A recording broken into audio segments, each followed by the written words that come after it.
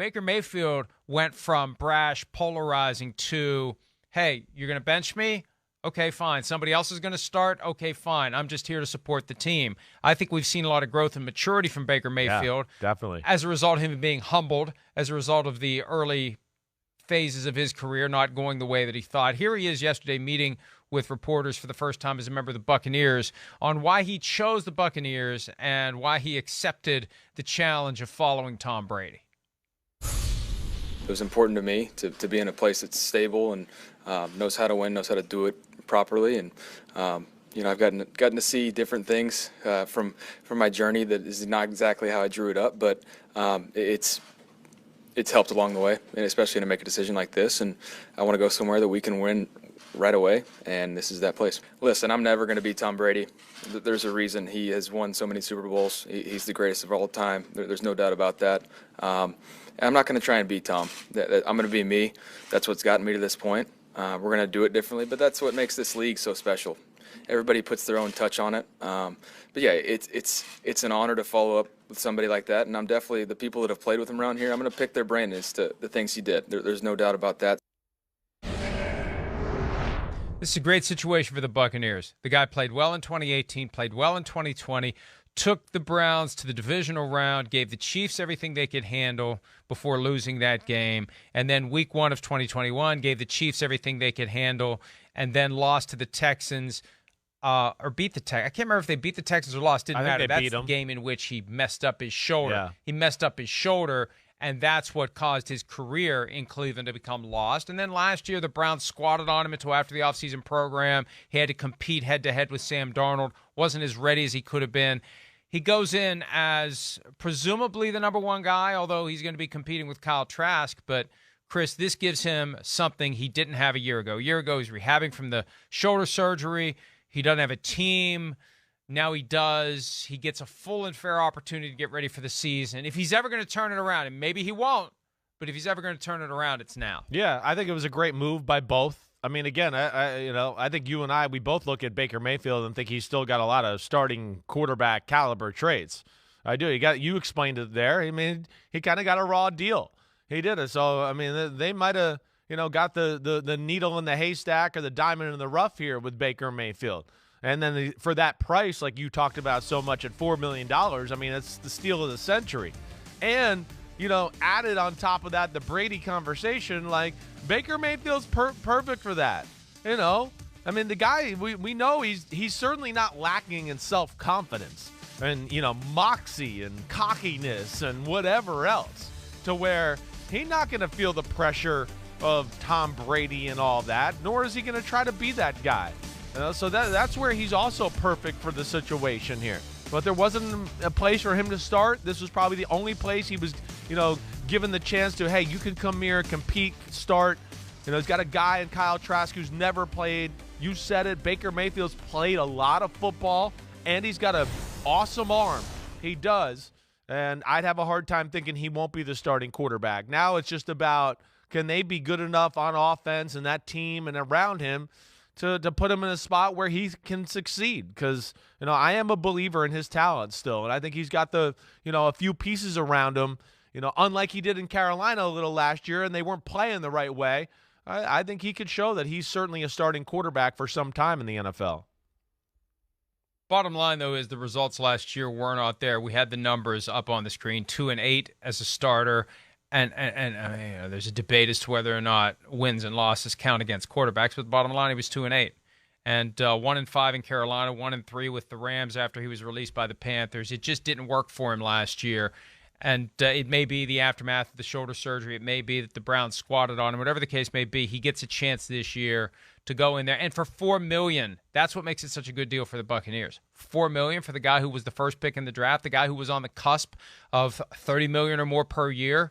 A couple of years ago in Cleveland, the Buccaneers get a guy that they buy low and hope that the end result takes them high into the standings. That division's wide open, and we'll see what they can do. He does have to beat out Kyle Trask. Here's Mayfield from yesterday on competing with the third-year second-rounder from Florida. I have not spoken to Kyle yet. Just watched him over the years through the college stuff, and then I've always been a big fan. I thought he was really talented coming out, and I'm excited for it. To me, competition brings the best out in everybody. I think Kyle and I are going to push each other no matter what happens, and I think we're going to make the most of it. What would you say to people who are maybe concerned about how you might respond if you didn't win the starting quarterback job? Just take a look at last year. I don't really have much to say other than that. I mean, everybody wants to talk about years ago, how I used to be. If you haven't realized that I've changed a lot, then that's all right. It's funny how he delivered it. Has he changed a lot deliberately? Has he changed a lot naturally? Is it strategic or is it organic? Because the way that he carried himself in Cleveland was not sustainable. He was gratuitously antagonistic with reporters. He came off as a punk at times, frankly. Remember, there was a win over the Lions. He got booed during the game, so he didn't talk to the reporters after the game.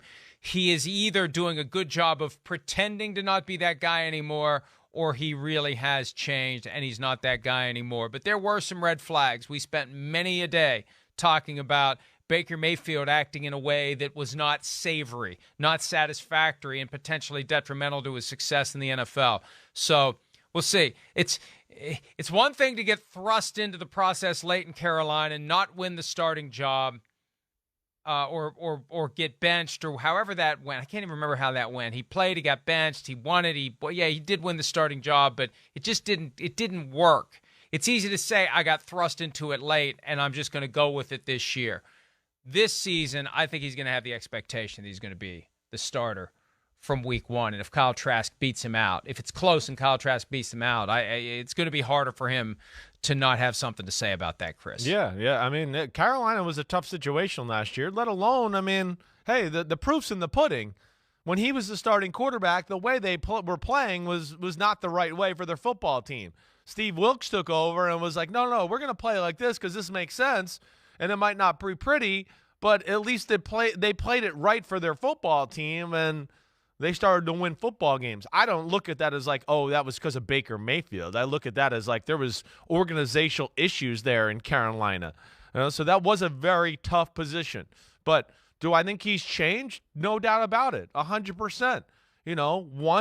I think because he had to, sure. He had to strategically change because of the perception of him that's out there. And two, he probably realized that, hey, this is doing me no good either way. Self-reflection, I got to change. The Odell Beckham Jr. incident, you talk to anybody, they're really going to go, well, just about everybody favored OBJ in that conversation. I'm sure that was a moment of a little bit of self-reflection. But, yeah, humbled, whatever, that's what the NFL will do to you. And I'm sure he has matured and realized there's things he can fix about the way he's handled himself, and he's been phenomenal the last year and a half and handling himself the right way. I expect that to continue, and I would be shocked if he's not the starting quarterback in Tampa Bay. I just don't think, I don't see Kyle Trask's talent messing with Baker Mayfield on a day-to-day battle on the practice field. You just wonder if it is close which way they're going to lean. They don't have a lot of money invested in Baker Mayfield, so it's not like they feel compelled to get him on the field.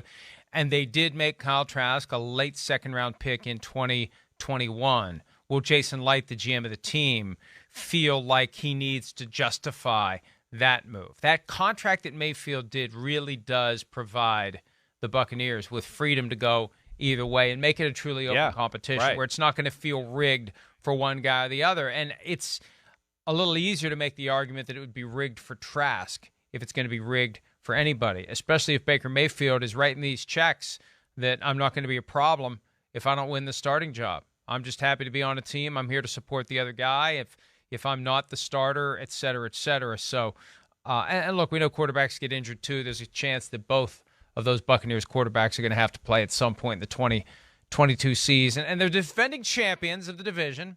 They still have some key pieces of a Super Bowl roster. That's right. The rest of the division is kind of lost in a drift right now. We don't know what's going to happen.